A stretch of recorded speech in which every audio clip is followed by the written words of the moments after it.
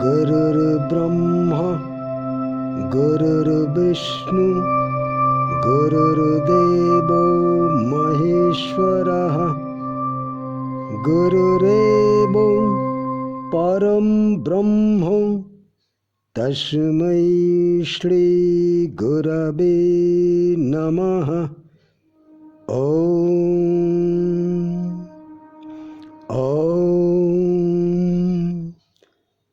अखण्डमण्डलाकारं व्याप्तं येन चराचरं तत्पदं दर्शितं येन तस्मै श्रीगुरवे नमः। ॐ श्रीगुरवे नमः। ॐ श्रीगुरवे नमः। ॐ श्रीगुरवे नमः। आज আমরা সৎ গুরুর খোঁজে বেরোবো, আর এই সৎ গুরুর খোঁজ করব ভাগবত কথায়। আমরা অনেকেই গুরুদেবের খোঁজ করছি। কথায় বলে গুরু মেলে লাখে লাখে, শিষ্য মেলে এক। তো লাখে লাখে গুরু থাকা সত্ত্বেও আমরা গুরুর খোঁজ পাচ্ছি না, এবারও আশ্চর্যের কথা। তাহলে কি আমরা নিজেরাই উপযুক্ত শিষ্য হতে পারিনি? হ্যাঁ, সত্যিই তাই। আমরা গুরুর সন্ধানে বেরিয়েছি বটে, তবে যে গুরুর সন্ধান আমরা করছি সেই গুরুদেবকে তো আমরা চিনি না। বলা হয়ে থাকে গুরু তিনিই হতে পারেন যার ব্রহ্মজ্ঞান হয়েছে। তো কার যে ব্রহ্মজ্ঞান হয়েছে আর কার ব্রহ্মজ্ঞান হয়নি তা আমরা বুঝব কি করে? আমাদের তো সেই ক্ষমতা নেই। আমরা যদি সেই ক্ষমতা অর্জন করতেই পারতাম তবে আমরা শুধু শিষ্য নয়, আমরাও গুরু সম হয়ে যেতে পারতাম। একলব্য গুরু থেকে প্রত্যাখ্যাত হয়েছিলেন। নিজের গুরু হিসেবে আচার্য দ্রোণের একটা মাটির মূর্তি গড়ে তার কাছ থেকে অস্ত্র বিদ্যা শিক্ষা গ্রহণ করেছিলেন। দ্রোণাচার্য তা জানতেনই না। জাবালাপুত্র সত্যকাম ব্রহ্মবিদ্যা লাভ করেছিলেন বায়ু, অগ্নি, সূর্য ও প্রাণ শক্তির কাছ থেকে। প্রাণ শক্তি, শ্রবণ শক্তি, দৃষ্টিশক্তি ও মনঃশক্তি, এই চারটি কলায় ব্রহ্মের চার পাদ পূর্ণ। এই কথা সত্যকাম বায়ু, অগ্নি, সূর্য, প্রাণের মাধ্যমে জানতে পেরেছিলেন। এসব কথা আমরা ছান্দোগ্য উপনিষদে পড়েছি। আসলে কি জানেন, আমরা যার কাছাকাছি আছি, যারা আমাদেরকে ঘিরে রেখেছে, যারা আমাদেরকে বেঁচে থাকতে সাহায্য করছে, তাদের দিকে যদি আমরা একটু ধ্যান দেই তবে আমরা সদ্গুরুর সান্নিধ্য পেয়ে যেতে পারি। আমাদের চারিদিকে এই শিক্ষা গুরুগণ অবস্থান করছেন, কিন্তু তাদের প্রতি আমরা মনোযোগ দেই না। তাই আমরা সৎ গুরুদেবকেও খুঁজে পাই না। ভগবান শ্রীকৃষ্ণের এখন 125 বছর বয়স, আর এই বয়সে তিনি সংকল্প করেছেন এখন তিনি মৃত্যু পুরী ছেড়ে স্বধামে গমন করবেন। এখন থেকে মাত্র 7 দিনের মধ্যেই ভগবান শ্রীকৃষ্ণ ইহলোক ত্যাগ করে নিজ ধামে চলে যাবেন। তো উদ্ধব এই কথা শুনে অতল সাগরে পড়লেন।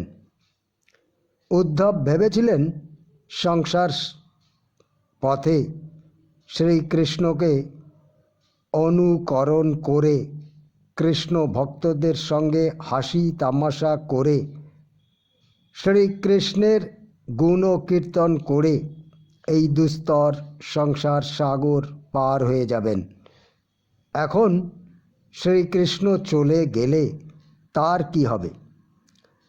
শ্রীকৃষ্ণ তো তার শুধু জ্ঞাতি ভাই নয় বা শুধু সখা নয়, শ্রীকৃষ্ণ আসলে আশ্রয়দাতা। সংসারের সমস্ত অনিষ্ট থেকে রক্ষা করে থাকেন তিনি। তো শ্রীকৃষ্ণ বললেন, উদ্ধব, তুমি এক কাজ করো, তুমি সর্বস্ব ত্যাগ করো, আত্মীয় স্বজনের প্রতি স্নেহ মমতা রহিত হয়ে যাও, আর আমাতে মন স্থির করে সমদর্শী হয়ে পৃথিবী পর্যটন করতে থাকো। ত্বান্তু সর্বং পরিত্যাজ্য স্নেহং স্বজন বন্ধুষু মজ্জাবেশ্য মনসম্যক সমুদ্রৈগ বিচরস্য গাম। তো উদ্ভব বলছেন, দেখুন, আমার মতো বিষয়াসক্ত অভক্তের পক্ষে এই উপদেশ পালন করা একদমই সম্ভব নয়। সংসার বাসনা ত্যাগের সহজ উপায় যদি কিছু থাকে আপনি তাই বলুন। আপনি কি জানেন গাধা কখনো মালিকের নির্দেশ ভিন্ন পথ খুঁজে পায় না? আবার মালিক যদি গাধার পিঠে চাপে তবে গাধা ধীরে ধীরে রাস্তার ডান দিকের দেওয়াল ঘেঁষে বা গর্ত ঘেঁষে চলতে থাকবে, যাতে মালিকের পা দেয়ালে ঘষা লেগে ছড়ে যায়, অথবা মালিক গর্তের মধ্যে পড়ে যাবার ভয়ে পেট থেকে নেমে পড়ে। লোকে বলে গাধার বুদ্ধি নেই, কিন্তু গাধার বদমাইশি বুদ্ধি 16 আনাই আছে। যাই হোক, ভগবান শ্রীকৃষ্ণ বলছেন, দেখো, জগতে বহু প্রকার জীব সৃষ্টি হয়েছে, আর এর মধ্যে এই মনুষ্য দেহই আমার সবচেয়ে প্রিয়, কারণ এই মানুষই একমাত্র ঈশ্বরের সন্ধান করে থাকে। অন্যরা তো ঈশ্বর সম্পর্কে নির্লিপ্ত। তো তোমাকে একটা গল্প বলি। ভগবান শ্রীকৃষ্ণ বলছেন, ধর্মজ্ঞ যদু একদিন এক মহাত্মা অবধূতকে দেখে বললেন, আপনি মহাশয় বিদ্বান, বুদ্ধিমান, কিন্তু আপনি নিষ্কর্মা। আপনার বয়স হলেও আপনি বালকের মতো আচরণ করে থাকেন। আপনার মান অপমান বোধ নেই। আপনি সমর্থ, মেধাবী, কর্মদক্ষ, সুন্দর, এমনকি আপনি মধুর ভাষী। সেসব গুণ আপনার মধ্যে থাকলেও আপনি এইসব গুণের মাধ্যমে সংসারে সাফল্য অর্জন করতে পারতেন। এইসব গুণ থাকা সত্ত্বেও আপনি কেন এমন জড়বৎ, উন্মাদ, পিশাচের ন্যায় ব্যবহার করে থাকেন? আবার মানুষ যেখানে কামনা, বাসনা, লোভ, লালসার আগুনে জ্বলছে, সেই জায়গায় আপনি নির্বিকার, অথচ সদানন্দ রূপে অবস্থান করছেন। আপনার এই ধরনের আচরণের রহস্যটা কি? এই শিক্ষা আপনি কোথা থেকে পেলেন? তো মহাত্মা ব্রহ্মজ্ঞ অবধূত এই কথা শুনে বললেন, দেখো, আমি সব সময় গুরু সান্নিধ্যে অবস্থান করি। গুরুর উপদেশে, গুরু জ্ঞানে আমি মুক্ত আছি। আর পৃথিবী পর্যটন করে বেড়াচ্ছি। পৃথিবী, বায়ু, আকাশ, জল, অগ্নি, চন্দ্র, সূর্য, সমুদ্র, এরা সবাই আমার গুরু। মহাত্মা যদু, যিনি যদু বংশের প্রতিষ্ঠাতা, তিনি বললেন, যাদের কথা বললেন এরা তো কেউ দেহধারী নয়, আর এরা কেউ কথাও বলতে পারে না। এরা কিভাবে আপনাকে জ্ঞান দান করে থাকে, বা কীভাবেই বা আপনি এদের কাছ থেকে শিক্ষা গ্রহণ করে থাকেন? অবধূত বললেন, দেহধারী যদি বলো, তবে তেমন অনেক গুরুও আমার আছে। যেমন ধরো কপোত, অজগর, পতঙ্গ, মৌমাছি, হাতি, ব্যাধ, হরিণ, মাছ, এমনকি দেহ পসারিণী, শ্বেত চিল, বালক, কুমারী, বান নির্মাতা, সাপ, মাকড়সা এবং কাঁচপোকা, এরা সবাই আমার গুরু। তো মহাত্মা যদু বললেন, এরা কিভাবে আপনার গুরু হয়েছেন, আর এদের কাছ থেকে কী শিক্ষাই বা আপনি পেয়েছেন? তো অবধূত বললেন, পৃথিবীর কাছ থেকে আমি ক্ষমাবিদ্যা লাভ করেছি। দেখো, পৃথিবীকে মানুষ নানাভাবে উৎপীড়ন করে থাকে, কিন্তু পৃথিবী সবাইকে ক্ষমা করে দেয়। আমরা যে কষ্ট পাই তা আসলে আমাদের প্রারব্ধ। তাই কেউ আমাকে যখন কষ্ট দেয়, আমি বুঝি এটা আমার প্রারব্ধ, তাই আমি সবাইকে ক্ষমা করে দেই। বায়ুর কাছ থেকে আমি নির্লিপ্ত থাকার শিক্ষা লাভ করেছি। দেখো, বায়ু সর্বত্র বয়ে বেড়াচ্ছে, সুগন্ধ দুর্গন্ধ সব বায়ু সহ্য করে থাকে। বনে জঙ্গলে, এমনকি লোকালয়ে আগুন লেগে গেলেও বায়ু কখনোই ক্ষুব্ধ হয় না। আমিও শীত গ্রীষ্ম, সুখ দুঃখ, বিষয় অবিষয়, যার সংস্পর্শেই আমি আসি না কেন, আমি বায়ুর মতোই নির্লিপ্ত থাকি। পরমাত্মার ব্যাপকত্ব, পরমাত্মা সর্বজীবে স্থিত অথচ নির্বিকার, এই শিক্ষা আমি আকাশের কাছ থেকে পেয়েছি। আকাশ সর্বব্যাপী, আকাশ অচ্ছেদ্য, সীমাহীন, আকাশ অসঙ্গ। ঠিক তেমনি পরমাত্মাও সমস্ত জীবের মধ্যে ব্যাপ্ত হয়েও সীমাবদ্ধ নয়।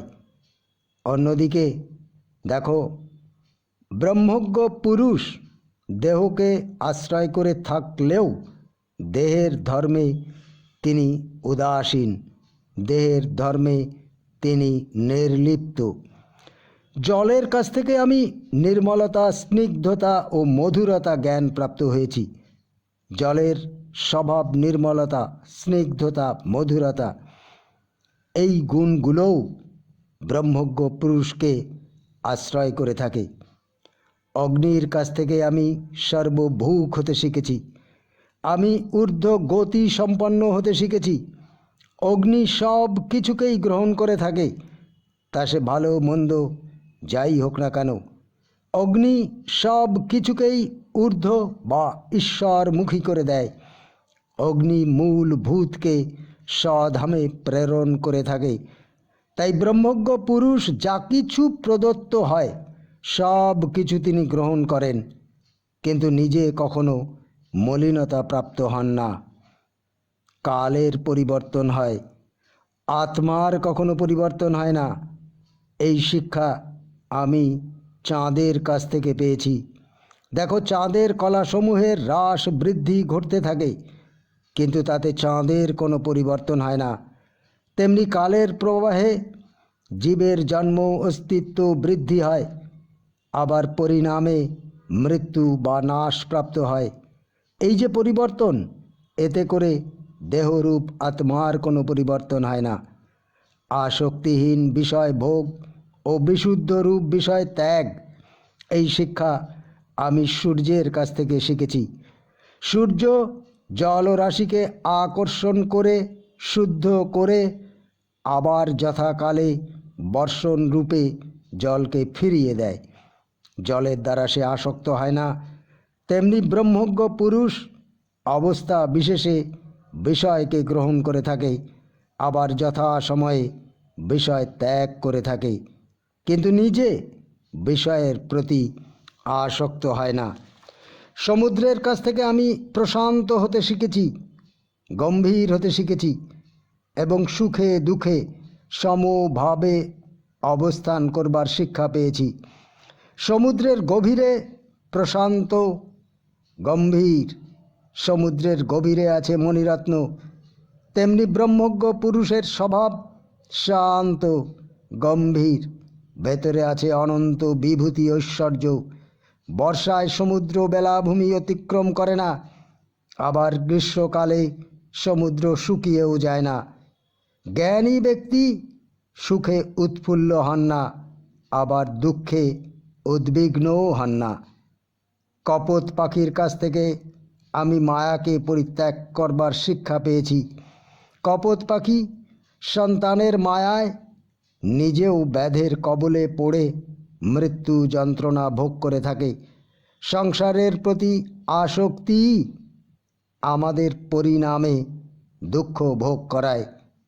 এই মনুষ্য দেহ মুক্তি লাভের সোপান, কিন্তু সেই মনুষ্য দেহকে যারা মুক্তির জন্য ব্যবহার না করে, সাংসারিক বিষয়ে যারা নিজেদেরকে আসক্ত করে ফেলে, তারা দুর্ভাগা। তারা ওই কপোত পাখির মতো মৃত্যুর যন্ত্রণা ভোগ করে থাকে। অজগর সাপের কাছ থেকে আমি শরীর রক্ষার আজব কৌশল শিখেছি, যাকে বলে অজগর বৃত্তি। অজগর সাপ তার শরীর রক্ষার জন্য কোনো প্রয়াস করে না। সামনে যা আসে, বিনা চেষ্টায় যা আসে তাই সে গ্রহণ করে থাকে। তা সে ভালো হোক মন্দ হোক, সবই সে গ্রহণ করে। জ্ঞানী পুরুষ শারীরিক কর্মে অক্ষম নয়, তথাপি বিনা চেষ্টায় যা কিছু সে পাবে তাই খেয়ে সে জীবন ধারণ করবে।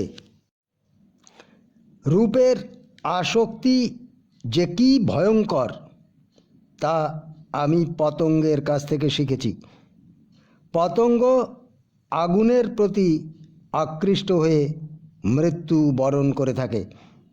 ইন্দ্রিয়ে আসক্ত ব্যক্তি রমণীর রূপের মোহে আকৃষ্ট হয়ে বিনাশপ্রাপ্ত হয়। জ্ঞানী ব্যক্তি তাই রূপের আসক্তি ত্যাগ করে থাকেন।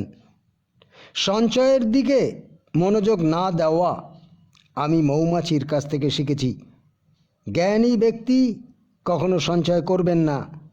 মৌমাছি অতিরিক্ত মধু সংগ্রহ করে মৌচাকে রেখে দেয়, আর পরবর্তীকালে কেউ না কেউ এসে সেই মৌচাক ভেঙে মধু নিয়ে চলে যায়। মৌমাছি যেমন ফুল থেকে একটু একটু করে মধু সংগ্রহ করে, ঠিক তেমনি জ্ঞানী ব্যক্তি গৃহস্থের কাছ থেকে মাধুকরী করে জীবন ধারণ করবে। কখনো সঞ্চয়ের প্রবৃত্তি যেন ব্রহ্মজ্ঞের না থাকে। নারীর প্রতি অনাসক্তি আমাকে জংলা হাতি শিখিয়েছে। বিশাল দেহী হাতি যেমন কুনকি হস্তিনীর আকর্ষণে অর্থাৎ স্ত্রী হাতির ডাকে আকৃষ্ট হয়ে মানুষের দাসত্ব করতে বাধ্য হয়, তেমনি অজ্ঞানী ব্যক্তি স্ত্রী লোকের দ্বারা মোহিত হয়ে কৃতদাসের জীবন বেছে নেয়। হাতি আমাকে এই শিক্ষা দিয়েছে যে নারীর প্রতি আসক্তি মানুষের বন্ধন ও ব্যর্থ জীবনের কারণ। অর্থ সংগ্রহ শুধুমাত্র সঞ্চয়ের জন্য নয়, অর্থের যথার্থ ব্যবহার করাই বুদ্ধিমানের কাজ। এই শিক্ষা আমি মধু শিকারীর কাছ থেকে শিখেছি। কেবল অর্থ সঞ্চয় করবার জন্য অর্থ উপার্জন করবে না, অর্থাৎ অর্থের সৎ ব্যবহার করবে। কৃপণের ধন অপরে ব্যবহার করে থাকে। মৌচাকের মধু মৌমাছির ভোগে লাগে না, মধু শিকারী এসে সেই মধু নিয়ে যায়। সন্ন্যাসীর কখনো নৃত্য গীতে আকৃষ্ট হওয়া উচিত নয়। এই শিক্ষা আমি হরিণের কাছ থেকে শিখেছি। হরিণ ব্যাধের বাঁশির ধ্বনিতে আকৃষ্ট হয়ে ব্যাধের হাতেই মারা যায়। তাই হরিণের কাছ থেকে এই শিক্ষা পেয়েছি যে কখনো নৃত্য গীতে আকৃষ্ট হবে না। নৃত্য গীতে আকৃষ্ট হয়ে ঋষ্যশৃঙ্গ মুনি রমণীর বশীভূত হয়েছিলেন। জিহ্বার লালসা ত্যাগ করতে আমাকে মৎস্য শিখিয়েছে। বড়শিতে গাঁথা খাদ্য খেতে গিয়ে মাছ মৃত্যু বরণ করে। লোভী ভোজনবিলাসী মানুষ সুস্বাদু খাদ্যের প্রতি আকৃষ্ট হয়ে অকালে রোগগ্রস্ত হয়ে পড়ে। দেহ পসারিণী পিঙ্গলা সেজে গুজে ধনবান যুবা পুরুষের জন্য অপেক্ষা করে থাকেন। আশায় আশায় থাকেন। কোনো দিন কেউ আসে, কোনো দিন কেউ আসে না। যেদিন কেউ আসে না সেদিন তার নিদ্রাহীন রাত্রি কাটে। তো পিঙ্গলা ভাবল, হাড় মাংস রক্ত মল মূত্র চুল নখ চামড়ার এই দেহ থেকে অনবরত মল মূত্র ঘাম কফ বেরোচ্ছে। এই দেহের অপেক্ষায় আমি বসে থাকি। এই দেহের মধ্যে আছে সেই অচ্যুত পরমানন্দ। তাই পিঙ্গলার কাছ থেকে আমি শিখেছি, আশা মানুষকে দুঃখ এনে দেয়। আশা ত্যাগ করতে পারলেই পরম সুখে নিদ্রা যাওয়া যায়। অন্যের প্রিয় বস্তুতে আসক্তিহীন হবার শিক্ষা আমি পেয়েছি এক দুর্বল চিলের কাছ থেকে। এই সে তো চিল একখণ্ড মাংস নিয়ে নিশ্চিন্তে খাবার জন্য যাচ্ছিল নিরাপদ আশ্রয়ে। হঠাৎ একটা সবল শ্বেত চিল তাকে মেরে মাংসের টুকরোকে কেড়ে নেয়। আসলে অন্যের প্রিয় বস্তুতে আসক্তি দুঃখের কারণ হতে পারে। তাই তো ত্যাগ করলেই অনন্ত সুখ লাভ করা যায়। আমি শিশুকে দেখেছি, বালককে দেখেছি অভিমান শূন্য হয়ে থাকতে। তার খাওয়া ঘুম বাহ্য কোনো ব্যাপারেই কোনো চিন্তা নেই। আমারও খাওয়া ঘুম বাহ্য কোনো ব্যাপারেই আমি চিন্তা না করতে শিখেছি। একটা বালকের মান অপমান জ্ঞান নেই। থাকার খাওয়ার বিষয়েও সে চিন্তা করে না। আমিও তাই বালক বধ হয়ে আছি। একসঙ্গে বহু মানুষ থাকলে বৃথা বাক্যে সময়ের অপচয় হয়। কুমারীর হাতে একাধিক চুড়ি থাকলে চুরির ঠোকাঠুকি লেগেই থাকে। কিন্তু হাতে যদি একটি মাত্র চুড়ি থাকে তা কখনো ঠোকাঠুকির মতো অবান্তর শব্দবন্ধ সৃষ্টি করবে না। তাই আমি কুমারীর বালার শব্দ শুনে বুঝেছি যোগী ব্যক্তির ভিড়ের মধ্যে না থাকাই ভালো। মনকে একাগ্র না করতে পারলে সূক্ষ্ম তীরের ফলাত তৈরি করা যায় না। আমি সেই বাণ নির্মাতাদের কাছ থেকে শিখেছি এই একাগ্রতা। স্থির আসনে বসে প্রাণায়াম দ্বারা বায়ুকে সংযত করে নিরন্তর বৈরাগ্যের অভ্যাস দ্বারা মনকে ভগবানে যুক্ত করাই যোগ। এই শিক্ষা আমি বাণ নির্মাতাদের কাছ থেকে শিখেছি। সাপ কখনো নিজের ঘর তৈরি করে না, কিন্তু সাপ সর্বদাই সতর্ক থাকে। দেহী দেহে অবস্থান করবে, কিন্তু সদা সতর্ক থাকতে হবে। প্রকৃতির দ্বারা তৈরি, অর্থাৎ অপরের গৃহে আমরা সবাই অবস্থান করছি, এই সত্যকে আমাদের ভুলে গেলে চলবে না। আবার এই নশ্বর দেহের জন্য গৃহ নির্মাণ করাও নিষ্ফল। এমনকি গৃহ রক্ষার দায়িত্ব রক্ষা করতে গিয়ে আমাদের অশেষ দুঃখ পোহাতে হয়। সাধুর যেখানে আশ্রয়, তা সে মন্দির হোক, মসজিদ হোক, গাছের তলা হোক, নদীর কিনারে হোক, সমুদ্রের ধারে হোক, সব সময় সাধুর সাবধানে থাকা উচিত আর ভগবত চিন্তায় তন্ময় থাকতে হয়। মাকড়সা নিজের লালা দিয়ে জাল বিস্তার করে সেই জালের মধ্যেই অবস্থান করে থাকে। আবার একসময় সেই জাল নিজেই গ্রাস করে।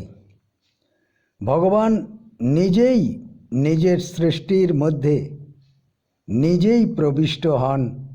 শেষে এই সৃষ্টি নিজের মধ্যেই নিজেকে বিলীন করে দেন। ভগবানের এই অপূর্ব সৃষ্টি স্থিতি লয়ের প্রক্রিয়া আমি মাকড়সার কাছ থেকে শিখেছি। কাঁচ পোকা যখন আরশোলাকে ধরে, আরশোলা তখন ভয়ে ভয়ে কাঁচ পোকার চিন্তা করতে থাকে। ধীরে ধীরে আরশোলা তার চিন্তার মতো কাঁচ পোকার রূপ ধারণ করতে থাকে। দেহী যখন দেশ বশত, ভয় বশত সমস্ত মন দিয়ে যার চিন্তা করে, তখন দেহী সেই ভাব প্রাপ্ত হয়। মানুষ যদি সারাক্ষণ ভগবানের কথা চিন্তা করে, তা সে ভয়বশত হোক, শ্রদ্ধাবশত হোক বা প্রেমবশত হোক, সে তখন ভগবানের সাযুজ্য অনুভব করে। এইভাবে মহাত্মা অবধূত নিজের 24 জন শিক্ষা গুরুর কথা বলে সবশেষে বললেন, ভগবান নিজ শক্তি প্রভাবে বহুবিধ জীব সৃষ্টি করেও সুখী হতে পারলেন না। এই সুখী হবার জন্য তিনি বুদ্ধিদীপ্ত মনুষ্য নামক জীবের সৃষ্টি করলেন। মনুষ্য দেহ ক্ষণভঙ্গুর হলেও পুরুষার্থপ্রদ। ব্রহ্মজ্ঞান বলুন, মুক্তি লাভ বলুন, একমাত্র এই মনুষ্য দেহেই সম্ভব হতে পারে। তাই মুক্তির আকাঙ্ক্ষা যার মনে জেগেছে, তার উচিত এই শরীরে থেকেই মুক্তির জন্য প্রয়াস করা। প্রাকৃতিক শিক্ষা, যথাযথ বৈরাগ্য এবং আত্মজ্ঞানে প্রতিষ্ঠা লাভ, অহংকার শূন্য হয়ে পৃথিবীতে বিচরণ করাই ব্রহ্মজ্ঞ পুরুষের বিধান। গল্প শেষ করে ভগবান শ্রীকৃষ্ণ বলছেন, হে উদ্ধব, পরম জ্ঞানী অবধূত এইসব কথা বললে যদুবংশের প্রবর্তক মহামনা যদু সমস্ত বিষয় বাসনা পরিত্যাগ করে শ্রী ভগবানে সমাহিত চিত্ত হয়েছিলেন। হে উদ্ধব, তুমিও বিষয় বাসনা ত্যাগ করে শ্রী ভগবানে চিত্ত সমাহিত করো। তখন আমার অভাব নয়, আমাতেই নিমগ্ন থাকতে পারবে। আমরা যারা গুরুদেবের অভাবে আধ্যাত্মিক জীবনের স্বাদ নিতে পারছি না, আশা করি ভগবান শ্রীকৃষ্ণের এই কাহিনী তাদের সাহায্য করতে পারে। ওম শান্তি শান্তি শান্তি। হরি